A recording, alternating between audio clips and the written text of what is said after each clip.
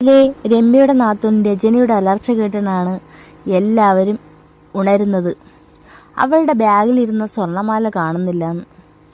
അവൾ 2 മാല ഇട്ടുകൊണ്ട് വന്നതാണ്. ഒരു മാല ഒരു ബാഗിൽ വെച്ചിരുന്നു, അത് കാണുന്നില്ല. അതാണ് ഇപ്പോഴത്തെ പ്രശ്നം. രമ്യയെ കള്ളിയാക്കാൻ വേണ്ടിയിട്ട് രജനിയും അവരുടെ അമ്മയും കൂടി നടത്തുന്ന നാടകമാണെന്ന് രമ്യയ്ക്ക് മനസ്സിലായി. അവൾ ഒന്നും മിണ്ടിയില്ല. ഭയങ്കരമായിട്ട് അവർ വാവച്ച് പറഞ്ഞു, എൻ്റെ മാല കാണുന്നില്ല, ആരെടുക്കാൻ? അയൽക്കാരോടുമൊക്കെ പറയുന്നുണ്ടായിരുന്നു. പക്ഷേ രമ്യ കുലുങ്ങിയില്ല. മാല എന്തിയെന്നും ചോദിച്ചില്ല, കാണാതെ പോയെന്നും ചോദിച്ചില്ല, കാണാതെ പോയത് നോക്കാനും പോയില്ല. രവി പറഞ്ഞു, നീ ഒരു വകയും മിണ്ടണ്ട, ഒന്നും അനങ്ങണ്ട, നീ നിൻ്റെ കാര്യം നോക്ക്. അവരായി, അവരുടെ മാലയായി, അവരമ്മയായി, എന്തോന്ന് വെച്ചാൽ ചെയ്യട്ടെ. കുറേ പ്രശ്നങ്ങളും കുത്തുവാക്കുകളും അവളെ ആവശ്യമില്ലാത്ത വർത്തമാനങ്ങളും ഒക്കെ പറയാനുള്ള ഒരു മറയായിട്ടാണ് അവർ ഈ നാടകം ഉണ്ടാക്കിയത്. പക്ഷേ രമ്യ ഒട്ടും മൈൻഡ് ചെയ്തില്ല. പക്ഷേ ആ നാടകം അത് കാരണം അവിടെ പൊളിഞ്ഞു. കുറേ കിടന്ന് സംസാരിച്ചു, ബഹളമൊക്കെ ഉണ്ടാക്കി. പക്ഷേ അവൾ അനങ്ങുന്നില്ലെന്ന് കണ്ടപ്പോൾ 2 പേരും ചമ്മി. ആ നാടകം അങ്ങനെ അവിടെ നിർത്തി. അതിനുശേഷം അവൾ തുണി കഴുകാനായി ഇറങ്ങിയപ്പോൾ വെറുതെ ചോദിച്ചു, നാടകമൊക്കെ ഫ്ലോപ്പായോ അതോ നല്ല രീതിയിൽ ഓടുന്നുണ്ടോ? ഇത് കേട്ടതും അമ്മയും മോളും പരസ്പരം മുഖത്തോട് മുഖം നോക്കി. ഏറ്റില്ലെന്ന് മനസ്സിലായി. അവൾ തുണി കഴുകാൻ ഇറങ്ങിയതും മോൾ അമ്മയോട് പറഞ്ഞു, ഓ എന്തൊരു സാധനം, ഇത് രമയൊക്കെ പാവമായിരുന്നു, ഇത് രമയെക്കാട്ടിയും വില്ലത്തെയാണ് ഇവളെ അല്ലാതെ വേറെ ആരെയും കിട്ടിയില്ല ഈ ചേട്ടന് കല്യാണം കഴിക്കാൻ. എൻ്റെ പൊന്നോ, എൻ്റെ ഭർത്താവിൻ്റെ വീട്ടിൽ ഞാനാണ് അവിടുത്തെ പുലി, പക്ഷേ എന്നെക്കാട്ടിയും പുലിയാണല്ലോ ഇവൾക്ക് ഒരു പ്രശ്നവും അവൾ അത് കാര്യമായിട്ട് എടുക്കുന്ന പോലുമില്ല. രജനി അമ്മയോട് പറഞ്ഞു, അവളെയൊക്കെ മര്യാദ പഠിപ്പിക്കാം, നമുക്ക് നോക്കാം എവിടം വരെ പോകുമെന്ന്. അവൾ തുണിയൊക്കെ കഴുകി വന്നതും ആഹാരമൊന്നും വെച്ചിട്ടില്ല. ഇവർ 2 പേരും പുറത്തു പോയി കഴിക്കാനുള്ള പരിപാടിയാണെന്ന് മനസ്സിലായി. ഓട്ടോയൊക്കെ വിളിക്കുന്നുണ്ട്. 12:30 ആകുമ്പോഴത്തേക്ക് വീട്ടിലേക്ക് വരണേ എന്ന് പറഞ്ഞിട്ട് പുറത്തു പോയി കഴിക്കാനുള്ള പരിപാടിയാണെന്ന് നമുക്ക് മനസ്സിലായി. പുറത്തു പോയി കഴിച്ചു കഴിഞ്ഞാൽ പിന്നെ പ്രശ്നമില്ലല്ലോ. അവൾ രവിയെ വിളിച്ചിട്ട് പറഞ്ഞു, രവി ഏട്ടാ, ഇവിടെ ഒന്നും ആഹാരമില്ല, തള്ളയും മോളും കൂടി പുറത്തു പോയി ആഹാരം കഴിക്കാനാണെന്ന് തോന്നുന്നു, ഓട്ടോ ഒക്കെ ഏർപ്പാടാക്കി. ഞാൻ എന്ത് വേണം, ഒന്നും വെച്ചിട്ടുമില്ല, നീ സ്വിഗ്ഗിയിലോ സൊമാറ്റോയിലോ ഓർഡർ ചെയ്യ് ആഹാരം, പൈസ അക്കൗണ്ടിലില്ലേ? അവൾക്ക് അപ്പോഴാണ് ആ ഐഡിയ തോന്നിയത്. അങ്ങനെ അവൾ ഒട്ടും കൂട്ടാക്കിയില്ല. ബിരിയാണി എന്നെ ഓർഡർ ചെയ്തു. രാത്രി രവി ആഹാരം വാങ്ങിക്കൊണ്ട് വരാമെന്ന് പറഞ്ഞു. ജോലി കഴിഞ്ഞ് വരുമ്പോൾ ബിരിയാണി ഓർഡർ ചെയ്ത് 1 മണിയായപ്പോഴേക്കും ബിരിയാണി എത്തി. നല്ല സൂപ്പർ ബിരിയാണി. അവൾ അടിപൊളിയായിട്ട് കഴിച്ചു. നന്നായി വയറും നിറഞ്ഞു. അതിനുശേഷം ബിരിയാണി കഴിച്ചു എന്ന് മനസ്സിലാക്കാൻ വേണ്ടി ബിരിയാണിയുടെ ബില്ലും എല്ലാം അവൾ മേശപ്പുറത്ത് തന്നെ വെച്ചു. അങ്ങനെ തോറ്റു കൊടുക്കാൻ ആവശ്യമില്ലല്ലോ, തോറ്റു കൊടുക്കാൻ അവൾ തയ്യാറുമല്ലായിരുന്നു. അങ്ങനെ ആഹാരമൊക്കെ കഴിഞ്ഞ് അവൾ നല്ലൊരു ഉറക്കം ഉറങ്ങിക്കഴിഞ്ഞപ്പോൾ വണ്ടിയുടെ സൗണ്ട് കേട്ടു. അവൾക്ക് മനസ്സിലായി തള്ളയും മോളും ആഹാരമൊക്കെ കഴിച്ച് കറങ്ങിയിട്ട് വന്നിട്ടുണ്ടെന്ന്.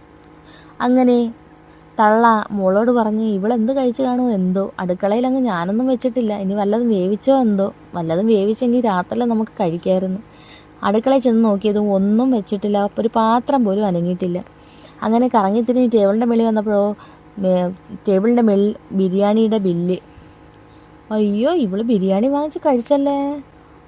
അവർ മോളോട് പറഞ്ഞു, കണ്ടില്ലേ ബില്ല്? ഓ എൻ്റെ പൊന്നേ, നമ്മളെന്തെങ്കിലും ഒന്ന് കാണിച്ചാൽ അതിനപ്പുറത്ത് അവൾ കാണിക്കും. അവൾ ഒട്ടും കൂസാക്കാതെ ആഹാരം വാങ്ങിച്ചണ്ട. ഞാൻ വിചാരിച്ച അവളെന്തെങ്കിലും വെക്കുമായിരിക്കുമെന്ന്. അപ്പം നമ്മൾ പോയതിൻ്റെ പുറകെ അവളും ആഹാരം വാങ്ങിച്ച്. നമ്മളെ കൂടെയാണ് അവൾ മത്സരിക്കുന്നത്, നമ്മൾ അവളെയും കൂടെ മത്സരിക്കുന്നില്ലേ? രജനി തമാശയ്ക്കെന്നോണം പറഞ്ഞു. പോട്ടെ, ഇങ്ങനെ എത്ര നാൾ പോകുമെന്ന് നോക്കാം. അങ്ങനെ അവൾ കുളിച്ച് അവളുടെ കാര്യങ്ങളെല്ലാം, അവൾക്ക് നല്ല ബുദ്ധിമുട്ടുണ്ടായിരുന്നു കൊച്ചിനെ ഇട്ടിട്ട് ജോലികളും ചെയ്ത് എല്ലാം ചെയ്യാൻ. അവൾ രവിയോട് വൈകുന്നേരം വരുമ്പോൾ പറയണമെന്ന് വിചാരിച്ചിരിക്കുകയാണ്, കുറച്ച് ദിവസം വീട്ടിൽ പോയി നിൽക്കുക, അവിടെ ആകുമ്പോൾ അമ്മ നല്ലതുപോലെ നോക്കും, എല്ലാ കാര്യത്തിനും അമ്മയുണ്ട്, ഇവിടെ കിടന്ന് എന്തിനാ നരകിക്കുന്നത് അവൾ മനസ്സിൽ വിചാരിച്ചു. അങ്ങനെ രവി വന്നപ്പോൾ ആഹാരമായിട്ടാണ് വന്നത്. രവി കുളിച്ച് ഫ്രഷായി വന്നപ്പോൾ അവൾ പറഞ്ഞു, രവി ഏട്ടാ, ഞാൻ എൻ്റെ വീട്ടിൽ കുറച്ച് ദിവസം പോയി നിന്നാലോ? അവിടെ ആകുമ്പോൾ അമ്മയൊക്കെ ഉണ്ടല്ലോ, ഇവിടെ നന്നായിട്ട് ഞാൻ ബുദ്ധിമുട്ടുന്നുണ്ട്, പോരാത്തതിന് മനസ്സമാധാനവും തരുന്നില്ല, കുറച്ച് ദിവസം പോയി അവിടെ നിൽക്കാൻ എന്താ രവിയേട്ടൻ പറയുന്ന അഭിപ്രായം? അവൾ ചോദിച്ചു. നിൻ്റെ ഇഷ്ടം പോലെ, നിനക്ക് അവിടെ പോയി നിൽക്കണമെന്നുണ്ടെങ്കിൽ നീ അവിടെ പോയി നിന്നോ, ഒരു കുഴപ്പമില്ല, ഞാൻ അങ്ങോട്ട് വരാം. അങ്ങനെ അവൾ അതിനുള്ള തയ്യാറെടുപ്പുകളെല്ലാം നടത്തി. എല്ലാം പാക്കൊക്കെ ചെയ്തു വെച്ചു, എല്ലാം റെഡിയാക്കി. പിറ്റേന്ന് രാവിലെ എല്ലാം കാറിൽ രവിയും രമ്യയും കൂടി എടുത്തു വെച്ചു. അമ്മായിയമ്മ ഇത് കണ്ടു. രവിയോട് ചോദിച്ചു, ഇതെന്താ കാറിലെടുത്ത് വയ്ക്കുന്നേ?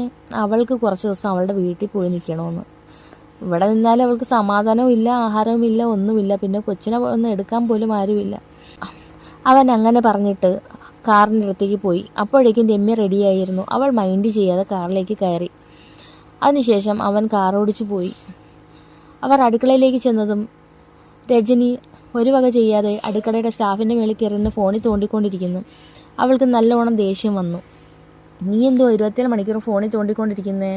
നീ വന്നിട്ട് ഒരു കൈസഹായം പോലും എനിക്കില്ല. മറ്റവളുള്ളപ്പം എന്തെങ്കിലും സഹായം ചെയ്യുമായിരുന്നു. അപ്പോൾ അവളെന്തായാലും അങ്ങ് പോയി അവളെ വീട്ടിൽ. ഇനി അവൾ വരുമെന്നും തോന്നുന്നില്ല. അവർ രജനിയോട് പറഞ്ഞു. അവളൊന്നും മിണ്ടിയില്ല. നീ എന്നാ വീട്ടിലോട്ട് പോണേ? രജനിയെ ഓടിക്കാനുള്ള പരിപാടിയായി പിന്നീട് അവർക്ക്. കാരണം അവൾ കൂടി വെച്ചും വിളമ്പിയും കൊടുത്ത് അവർക്ക് വയ്യാതെയായി. അവൾ ഒരു വക ചെയ്യത്തില്ല. ഇവിടെ വന്ന് രമ്യയുടെ കുറ്റങ്ങൾ പറഞ്ഞു കൊടുത്ത് ഒന്ന് പേടിപ്പിക്കാമെന്ന് വിചാരിച്ചതാണ്. ഇപ്പോൾ അത് ആകപ്പാടെ തനിക്ക് തന്നെ മെനയായി. രമ്യയും പോയി, ഇവളോട്ട് ജോലി ചെയ്യൂ, അതുമില്ല, ഇരട്ടി ജോലി തനിക്കായി. എവളെ എങ്ങനെയെങ്കിലും ഇവിടെ നിന്ന് ഓടിക്കണം. എനിക്ക് വയ്യ ഇവൾക്ക് ജോലി ചെയ്ത് എൻ്റെ നടു തളർത്താൻ. അങ്ങനെ പിറ്റേന്നായപ്പോൾ രജനിയോട് അവർ പറഞ്ഞു, നീ പോന്നില്ലേ വീട്ടിൽ? അവനും പിള്ളേരും ഒറ്റയ്ക്കില്ലേ? ഞാൻ ഇവളെ ഒന്ന് പേടിപ്പിക്കാനാണ് നിന്നെ വരുത്തിയത്. നീ പോവണ്ണേ. അങ്ങനെ അവർ രജനിയുടെ ഭർത്താവിനെ വിളിച്ച് പറഞ്ഞു, നീ ഇവളെ കൊണ്ടുപോകും. കൊച്ചുങ്ങളെ ഒറ്റയ്ക്കൊക്കെ ഇല്ലേ? എല്ലാം കൂടെ അമ്മയ്ക്ക് വയ്യെന്നും പറഞ്ഞാണ് അവൾ വന്നത്. അമ്മയ്ക്ക് വയ്യ, എങ്ങനെയുണ്ട് ഇപ്പോൾ? എനിക്ക് കുഴപ്പമൊന്നും ഇല്ലടാ, അവളെ വന്ന് കൊണ്ടുപോകും വൈകുന്നേരം. അവർ വിളിച്ച് പറഞ്ഞു. അവർക്കാണെങ്കിൽ ദേഷ്യം വന്നു. വീട്ടിൽ വന്ന് നിൽക്കുന്ന തന്നെ റെസ്റ്റ് എടുക്കാനാണ്. ഉടനെ ഇനി ചേട്ടനെ മക്കളെ നോക്കണമെന്ന് പറഞ്ഞുകൊണ്ട് ബഹളം. ഇവർക്കങ്ങ് എന്താ വേണം? ഞാൻ വന്നത് എന്നെ പറഞ്ഞാൽ മതിയല്ലോ എന്ന് പറഞ്ഞ് അവൾ പ്രശ്നമുണ്ടാക്കി. അങ്ങനെ അവളെ കൊണ്ടുപോകാനായിട്ട് അവളുടെ ഭർത്താവ് വന്ന് അവളും പോയി. അങ്ങനെ എല്ലാ തരത്തിലും രവിയുടെ അമ്മ ഒറ്റയ്ക്കായി. അതിനുശേഷമുള്ള കഥ നമുക്ക് അടുത്ത എപ്പിസോഡിൽ കേൾക്കാം.